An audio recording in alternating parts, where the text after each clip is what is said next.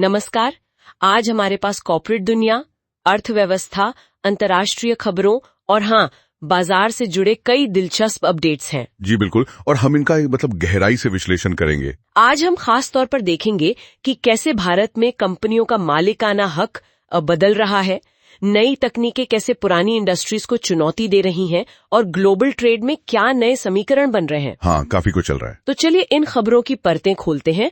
शुरुआत करते हैं टाटा कैपिटल से। सुनने में आ रहा है कि इसका मूल्यांकन करीब 98,000 करोड़ का है। जी हाँ, और आईपीओ भी जल्द आ सकता है। और इसे सितंबर तक लिस्ट होना ही है, क्योंकि ये देश के टॉप 10 एनबीएफसीज में से एक है। ये गैर बैंकिंग वित्तीय कंपनियां। हाँ बिल्कुल, जो बैंक नहीं है पर लोन वगैरह देती हैं। और ये जो टाटा कैपिटल वाली बात है ना, ये असल में एक बड़े ट्रेंड का हिस्सा है। अच्छा, किस तरह का ट्रेंड? आंकड़े बताते हैं कि देश की जो टॉप 200 प्राइवेट लिस्टेड कंपनियां हैं, उनमें प्रमोटरों की हिस्सेदारी, मतलब जो कंपनी शुरू करने वाले मालिक होते हैं, वो पिछले 4-5 सालों में कम हुई है। ओह, कितनी? FY21 में करीब 43% थी और अब FY25 में अनुमान है कि ये 37% के आसपास रह गई है। तो ये हिस्सेदारी जा कहाँ रही है? कौन खरीद रहा है? ये हिस्सेदारी म्यूचुअल फंड और घरेलू संस्थागत निवेशक, मतलब DIIs, वो खरीद रहे हैं। जैसे भारतीय एयरटेल और इंडिगो में भी हमने यही देखा।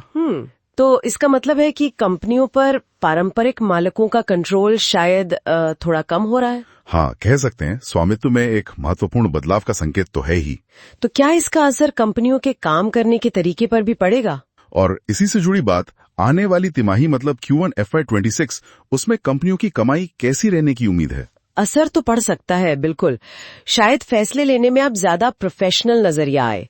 कमाई की बात करें तो निफ्टी 50 कंपनियों का मुनाफा साल दर साल करीब 4.6% बढ़ने का अनुमान है। 4.6%। ठीक है। हाँ, लेकिन रेवेन्यू ग्रोथ यानी कुल बिक्री में बढ़ोतरी, वो शायद पिछले 4.5 साल में सबसे कम रहने की उम्मीद है, करीब 5.5%। हो, रेवेन्यू ग्रोथ कमजोर है। जी, खासकर बैंकिंग, फाइनेंशियल सर्विसेज और इंश्योरेंस यानी BFSI सेक्टर थोड़ा धीमा रह सकता है। मुनाफे पर सिर्फ बाजार का ही असर नहीं होता, सरकार की नियम कानून भी तो अहम है।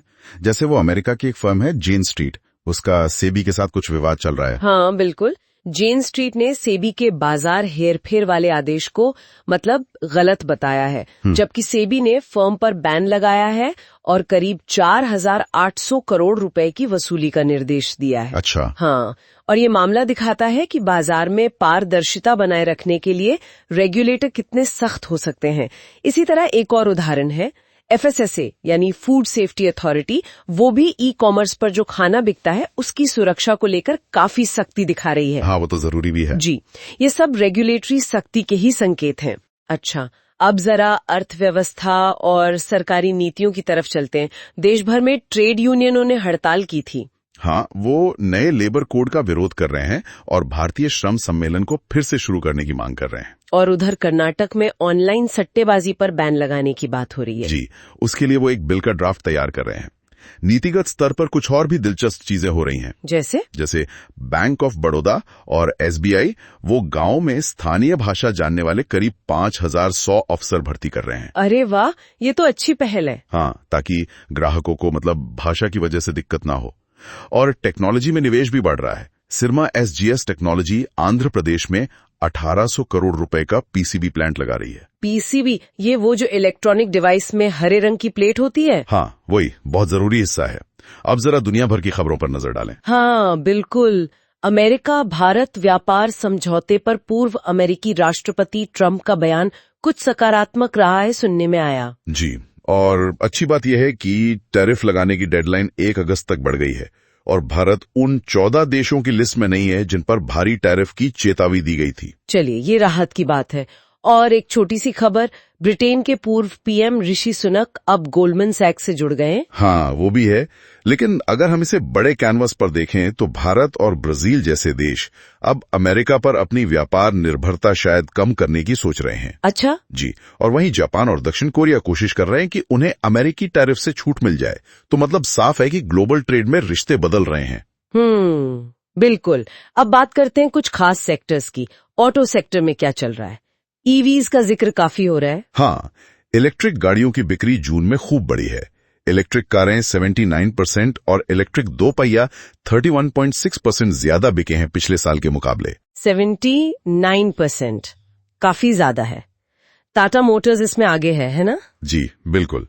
लेकिन एक बात और है, अगर हम पूरे साल की पहली छमाही देखें, मतलब जनवरी से जून तक, तो इलेक्ट्रिक दोपहिए की बिक्री पिछले साल की इसी अवधि से असल में कम हुई है। ओह, ये तो मिला जुला ट्रेंड हुआ। हाँ, और यहाँ एक दिलचस्प मोड़ भी है।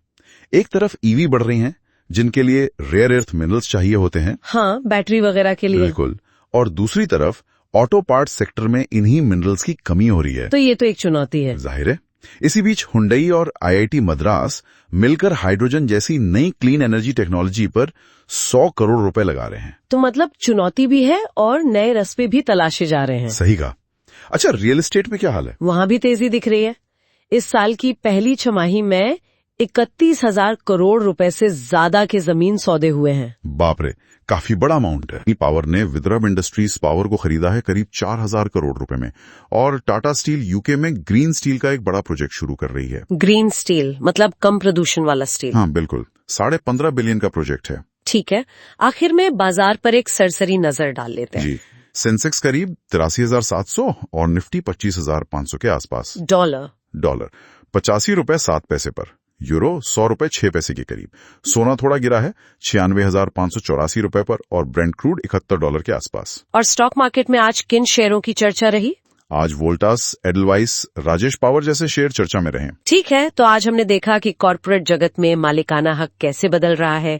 नई टेक्नोलॉजीज, खासकर ईवी और ग्रीन एनर्जी इंडस्ट्रीज को नया रूप दे रही हैं, और अंतर्राष्ट्रीय व्यापार में भी भारत अपनी जगह मजबूत करने की कोशिश कर रहा है। काफी कुछ हो रहा है। बिल्कुल।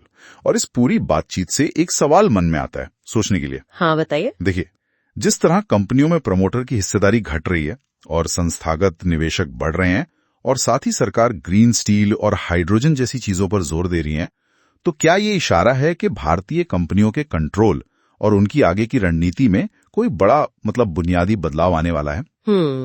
क्या पारंपरिक प्रमोटरों के अलावा ताकत के कोई नए केंद्र उभरेंगे? ये सोचने वाली बात है ना।